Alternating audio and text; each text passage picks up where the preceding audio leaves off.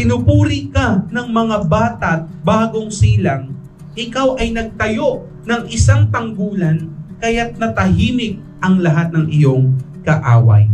So pag tinignan ito, kala na rin mga babies na talagang bagong silang nagpupuri sa Diyos.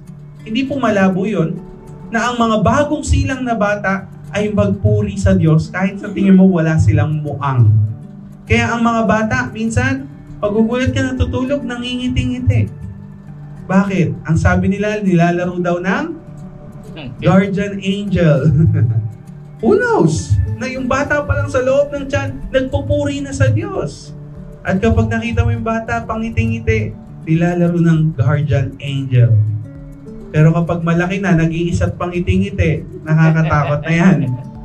Baka kung ano nang gawin niya.